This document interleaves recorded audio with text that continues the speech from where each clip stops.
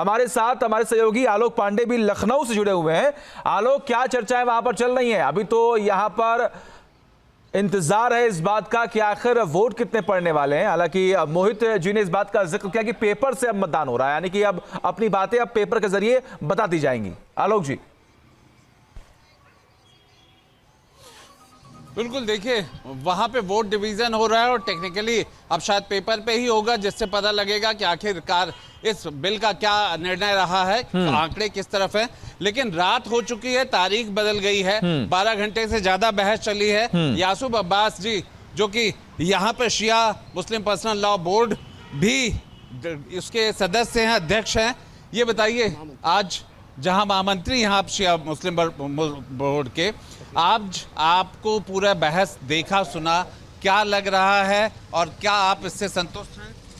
देखिए, जिस तरीके से बहस हुई मुझे पूरी तरीके से इसका एहसास हुआ और अपोजिशन ने जो बिल के विरोध में थे उन्होंने बहुत मजबूती से अपना पक्ष रखा, बहुत मजबूती से अपना पक्ष रखा। सरकार बस एक बात कर रही है पूरी तरीके से, और उनके क्या जितनी भी स्पीचेस हुई हैं, कोई ऐसी तकरीर नहीं थी, कोई ऐसी बात नहीं थी जो किसी को मुतासिर कर सके पूरी तरीके से।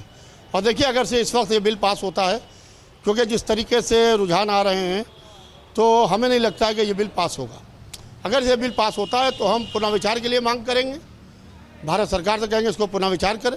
अगर पुनः विचार नहीं करती है तो हम ऑल इंडिया शिया पर्सनल लॉ बोर्ड की एग्जीक्यूटिव कमेटी की मीटिंग करेंगे और एग्जीक्यूटिव कमेटी की मीटिंग करके बाकायदा हम सुप्रीम कोर्ट का दरवाज़ा खटखटाएंगे और हम सुप्रीम कोर्ट जाएंगे और उम्मीद है कि हमें वहाँ से इंसाफ मिलेगा। जब संसद में पूरी बहस हुई है, 12 घंटे तक चर्चा चली है, सभी नेताओं ने कहा, तो भी आपका जो अगर कहा जाए आपके मुद्दे थे, बात थी, क्या वो नहीं आ पाई? क्या अभी भी आप ये कह रहे हैं कि आगे का रास्ता दरवाजा खोलेंगे? भाई, जो हमने सुझाव दिए थे ज्वाइंट पार्लियामेंट्री कमेटी को, मैंने पूरी तरीके से जगदम्बिका पाल जी को सुना और तमाम लोगों को सुना। एक सुझाव के ऊपर उस पर किसी ने बात नहीं की पूरी तरीके से। देखिए, वफ़ क्या है? वफ़ माले खुदा है, माले रसूल है, माले इमाम है। एक वफ़ अलल औलाद है, वफ़ अलल खैर है। अभी किरण रिजिजू जी बोल रहे थे कि हम तो शिया और सुन्नी को एक करने के लिए दोनों वक्फ बोर्ड अलग करने जा रहे हैं, शिया सुन्नी बोर्ड अलग अलग क्यों है? तो सवाल ये है कि वो कुछ ना जानते हैं ना पहचानते हैं। सवाल ये, यूपी और बिहार में शिया वक्फ बोर्ड अलग है, सुन्नी वक्फ बोर्ड अलग है। अगर से वो उसको एक करेंगे तो हमारी ज़मीनों का क्या होगा, हमारे जो औकाफ़ हैं उसका क्या होगा, जो हमारे बुज़ुर्गों ने वफ़ किए हैं। और जहाँ का वो मुस्लिम वक्फ है, हम उसको अलग होने की मांग आज से नहीं कर रहे हैं। हम 2005 से बाकायदा शिया वक्फ बोर्ड पूरे हिंदुस्तान में। आलोक जी, आता हूं मैं आपके पास, जेपीसी के सामने आता हूं मैं आपके पास। तमाम चर्चाएं हो रही हैं, अपनी अपनी बातें यहां पर रखी जा रही हैं। हालांकि गृह मंत्री अमित शाह ने इस बात का जिक्र किया है कि देखिए, हमें वक्फ से कोई दिक्कत नहीं है, दिक्कत यह है कि जो गलत तरीके से बातें वहां पर रखी जा रही हैं और किसी भी प्रॉपर्टी को अपनी प्रॉपर्टी बताकर कुछ पैसों का गलत इस्तेमाल हो रहा है, हमें उस चीज को रोकना, इस बात का जिक्र खुले तौर पर किया गया है। विकास जी का रुख करता हूं। विकास जी, अंदर क्या चल रहा है, क्या हलचल अभी इस वक्त जानकारी क्या मिल पा रही है? जी देखिए, अभी जो मुख्य प्रक्रिया है वही है कि इस बिल को पास कराने की जो प्रक्रिया होती है वो थोड़ी जटिल प्रक्रिया होती है। कि इसमें, जैसा मैंने पहले भी कहा था, कि तमाम अमेंडमेंट्स होते हैं, सदन को विश्वास में लेना होता है, क्योंकि पूरी जिम्मेदारी लोकसभा अध्यक्ष की होती है। तो लोकसभा अध्यक्ष बिल्कुल इसमें जो सदन की नियमावली है उसके हिसाब से ही चलते हैं। तो अब डिवीजन होगा, फिर डिवीजन के बाद से क्लॉज वाइज उस पर चर्चा होगी, जितने भी उसमें प्रावधान है और उसके ऊपर जो अमेंडमेंट्स हैं तो उसको एक एक कर लिया जाएगा। ऐसा नहीं है कि एक साथ हुआ कि हाँ बिल पास कर दिया जाए तो हाँ पास कर दिया जाए, ऐसा बिल्कुल नहीं होगा। कि जितने प्रावधानों पर अमेंडमेंट्स मूव किए गए हैं भाषण के दरमियान, उसके बाद जो विपक्षी दलों के द्वारा या अलग अलग नेताओं के द्वारा, तो उन पर खंडवार चर्चा होगी। यानी जितने भी खंड हैं इस बिल में उस पर खंडवार चर्चा होती है और खंडवार उस पर सदन की राय ली जाती है। नहीं हुआ या तो वोटिंग हो या फिर ध्वनि मत से हो। तो ये प्रक्रिया अब शुरू हो गई है। लेकिन आप यहाँ देखें कि जो 12 घंटे तक इस पर बहस हुई, उसमें मैंने जो इसमें नोट किया, विपक्षी पार्टियों की तरफ से तमाम सारे मुद्दे उठाए गए, लेकिन वो सब राजनीतिक नफा नुकसान के हिसाब से ज्यादा उसमें दलील दी जा रही थी, न कि जो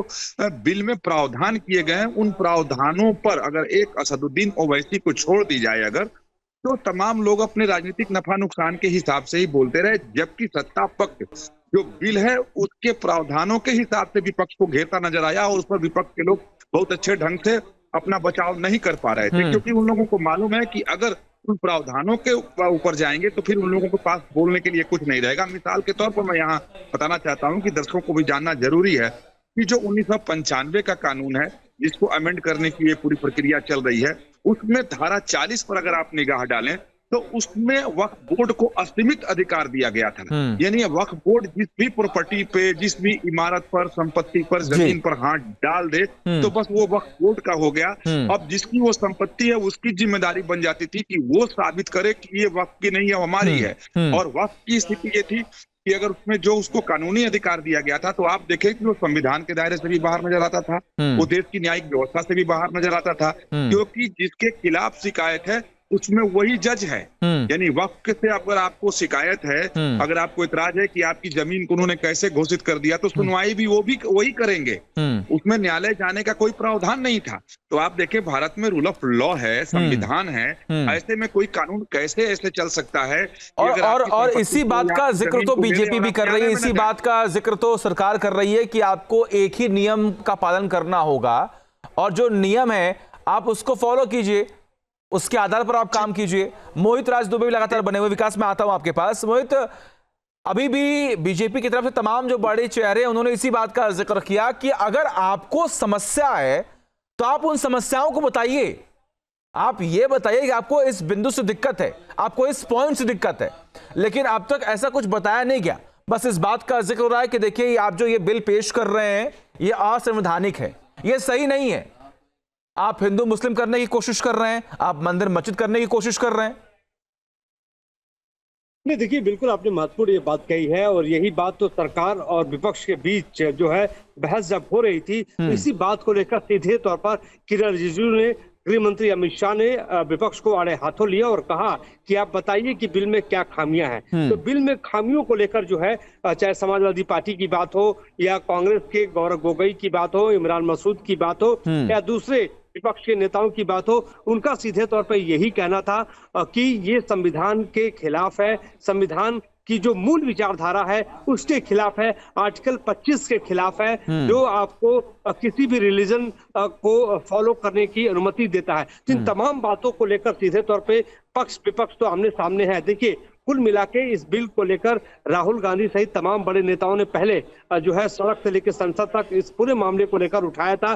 जंतर मंतर पर all India Muslim personal law board ने जब प्रदर्शन किया था, उस वक्त विपक्षी दलों के तमाम सांसद वहां पे पहुंचे थे और कह रहे थे इस बिल का हम पुरजोर ढंग से विरोध करते हैं। और विरोध करने के साथ साथ उन्होंने ये भी सीधे तौर पर कह दिया था कि ये संविधान के खिलाफ के साथ साथ जो है जो जमीनें हैं, वक्फ की जो संपत्तियां हैं, देखिए आपको बता दूं कि इस देश में 3 ऐसे संस्थान है, खासतौर पे सेना के पास और जो है करीब 17 लाख एकड़ जमीन है। इसके अलावा रेलवे के पास करीब 32 लाख एकड़ जमीन है और वक्फ के पास करीब 9,40,000 एकड़ की जमीन है। तो इस पर कब्जा करना चाहती है सरकार, ये विपक्षी दलों का कहना है। लेकिन कुल मिलाकर देखिए, वाद विवाद के बाद संसद भवन के भीतर इस वक्त कोर्ट ऑफ डिवीजन चल रहा है। तमाम जो सांसद है, क्योंकि समाजवादी पार्टी की बात हो, कांग्रेस की बात हो, टीएमसी की बात हो या आरजेडी की बात हो, सभी दलों ने 3 लाइन यानी 3 लाइन जारी किया हुआ है।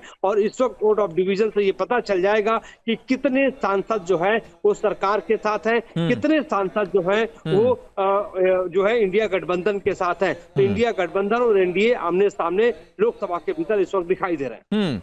और सबकी नजरें इसी बात पर टिकी हुई है कि आखिर अब आने वाले वक्त में जो पेपर से वोटिंग हो रही है, आखिर उसमें एक स्पष्टता होनी चाहिए। न्यूज नेशन अब व्हाट्सएप पर खबरों की ताजा अपडेट के लिए न्यूज नेशन के इस QR कोड को स्कैन करें।